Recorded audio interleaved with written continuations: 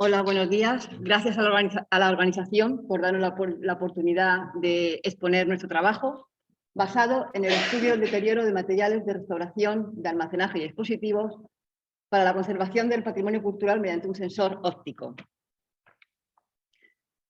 Tanto los materiales de restauración como los sistemas de almacenaje, expositivos e incluso las propias obras de arte, debido a su naturaleza química, pueden emitir ácidos orgánicos volátiles, principalmente el ácido acético y el ácido fórmico, creando un ambiente ácido que a su vez deteriora a las obras de arte que hayan presentes en ese ambiente.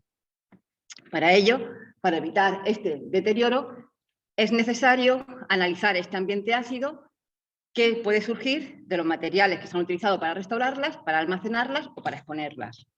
Para ello, nos planteamos sintetizar y caracterizar sensores ópticos, estudiar la influencia de la temperatura y de la humedad relativa en estos sensores, validar los sensores como método analítico y aplicarlos a dichos materiales de restauración, de almacenaje y expositivos, y un estudio de los resultados obtenidos.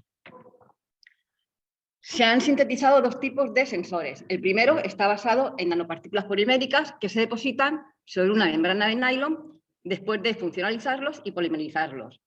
Al depositarlos en la membrana de nylon, obtenemos ese sensor pequeñito de 1 centímetro cuadrado aproximadamente de color azul. Ese sensor de color azul, en presencia de vapores ácidos, pasa a color verde.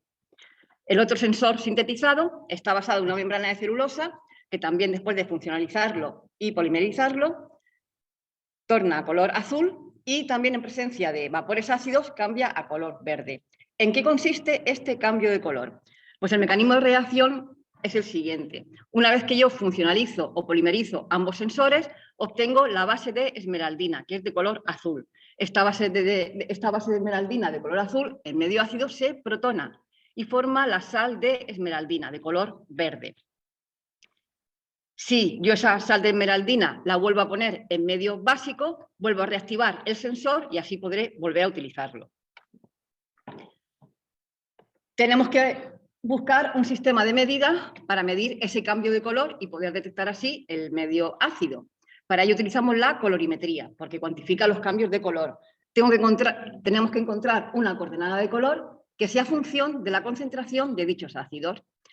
Medimos la coordenada de color RGB, HSV y la coordenada gris. Como se pueden observar en la gráfica, la coordenada que es lineal, que depende de la función, que es función de la concentración de los ácidos, es la coordenada gris.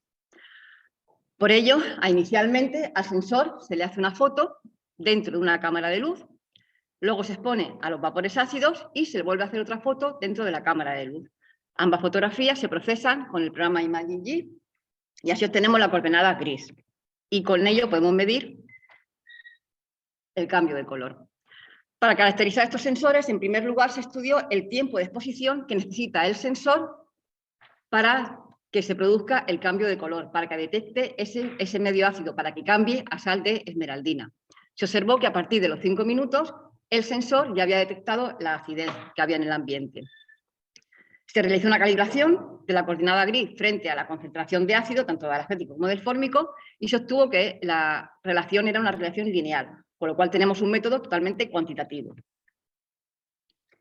También se estudió los límites de detección, de cuantificación, la precisión y la reversibilidad de ambos sensores. Observamos que tanto la humedad relativa como la temperatura influyen en el comportamiento de los sensores, pero tenemos la suerte de que esa influencia también es lineal, con lo cual no nos interfiere en nuestras medidas. Para poder utilizar el sensor como método analítico hay que validarlo. Tuvimos que buscar métodos de referencia para validar nuestros sensores. Solamente encontramos método de referencia para el ácido acético, para el ácido fórmico no hay. El método de referencia encontrado es semi-cuantitativo, quiere decir que también mide la concentración, en este caso de ácido acético, pero en intervalos. Como vemos, este método de referencia son unas tiras que van cambiando de color, pero a intervalos de ácido acético, de concentraciones de ácido acético. Una vez validado el método de referencia, ya se aplicó a distintos. En este caso empezamos por un material de restauración, la beba of gel. Depositamos un poquito de beba of gel sobre un portamuestras y la metimos junto a los sensores en una cámara de envejecimiento. para provocar el deterioro o envejecimiento de la beba, material que se utiliza como restauración, como adhesivo y consolidante. Se trató con una humedad del 50% y una temperatura de 50 grados centígrados. Como podemos observar, con el tiempo, ambos sensores detectaron que este material desprendía acidez y a partir de las 24 horas esta acidez se estabiliza. Los dos sensores, como he dicho, se comportan igual, pero en este caso no podemos utilizar el método de referencia porque el método de referencia en estas condiciones de 50% de humedad y 50 grados de temperatura no era viable. La siguiente aplicación fue el estudio de la acidez en las distintas dependencias del archivo de la Real Chancillería de Granada, un archivo que guarda los documentos del órgano judicial fundado por Isabel I de Castilla. Se probaron los sensores en 3 ubicaciones distintas. En cada una de las ubicaciones se pusieron los 3 sensores, el sensor de nanopartículas, el sensor de membrana de celulosa y el sensor del método de referencia. En la ubicación A eran carpetas que contenían archivos, documentos gráficos deteriorados. Como podemos observar, para ambos sensores se midió la acidez durante 6 semanas y las medidas de acidez con ambos sensores fueron estables, fueron constantes durante esas 6 semanas. Observamos que tanto con el sensor de nanopartículas como el de membrana de celulosa se obtienen las mismas medidas, se hizo un estudio estadístico y la medida es la misma y también es igual a la del método de referencia. Con lo cual, lo que se obtiene es que en ese ambiente había ácido acético, una concentración aproximadamente de 2 ppm. En la siguiente ubicación también eran unas carpetas que contenían documentos gráficos, pero mucho más deteriorados. También observamos que las medidas con ambos sensores son estables, pero aumentan, son mayores que en el caso anterior, la medida de la acidez. Como vemos también, con ambos sensores se obtiene la misma medida, pero en este caso ya la medida es mayor que la del método de referencia, lo cual nos indica que en este ambiente hay ácido acético y otros ácidos, que no podemos cuantificar porque no tenemos método de referencia de esos otros ácidos. Por último, en la tercera ubicación se colocaron los sensores en maperos o planeros, donde se guardaban mapas y planos ya restaurados. Observamos también que la medida de la acidez es constante y estable, pero que hay cantidad de ácido en el ambiente, ¿vale? Por el método de referencia vemos que es 0, es decir, no hay ácido acético. Esa acidez es debida a otros ácidos.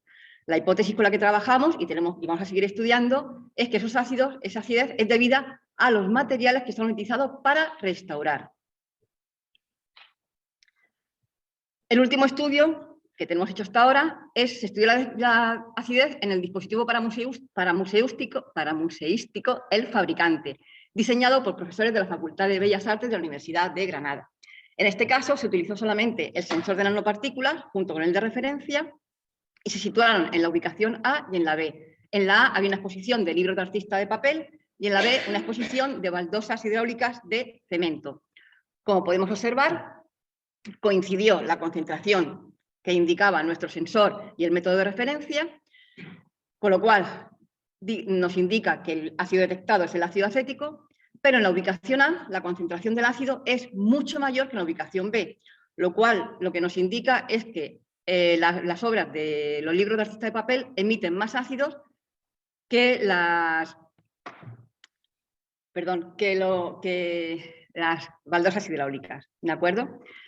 En este caso seguimos trabajando también con la hipótesis de estudiar esos materiales individuales para ver por qué emiten esos ácidos y también vamos a estudiar los materiales con los que se ha diseñado ese expositor, un tipo de madera y un tipo de metacrilato, para ver si ellos mismos también desprenden ácidos. Como conclusiones, en cuanto a desarrollo, caracterización y validación de los sensores, tenemos que la medida del sensor se hace a cabo con la coordenada gris en un tiempo de exposición a partir de 5 minutos. Tenemos un método analítico cuantitativo, porque la señal de la coordenada gris es lineal con respecto a la concentración de ácido.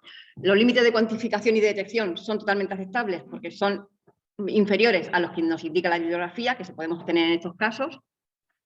El estudio de precisión nos indica que el método analítico propuesto es reproducible. El estudio de reversibilidad nos indica que estos sensores son reutilizables como mínimo hasta 8 veces. Por lo que he comentado al principio, como el mecanismo de reacción consiste en que se produce una protonación, por eso se produce el cambio de color, si yo pongo el sensor que ya he utilizado en medio básico, lo vuelvo a reactivar para volver a utilizarlo.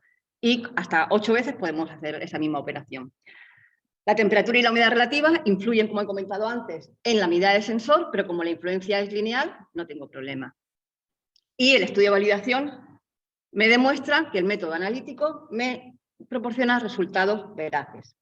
En cuanto a la aplicabilidad del sensor, los sensores propuestos, como acabo de decir, funcionan en un rango amplio de humedad y de temperatura, se comportan igual, el de nanopartículas y el de membrana de celulosa, con lo cual puedo utilizar indistintamente uno u otro, y la aplicación de los sensores propuestos como método de medida de la acidez emitida por los materiales de restauración, sistemas de almacenaje y expositivos, es una solución sostenible debido al bajo coste económico de los sensores, a la posibilidad de comercialización e inclusión en instrumentación portátil.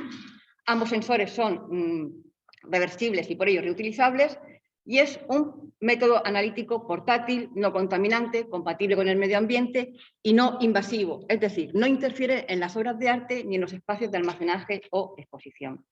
Esto es todo por mi parte. Muchas gracias.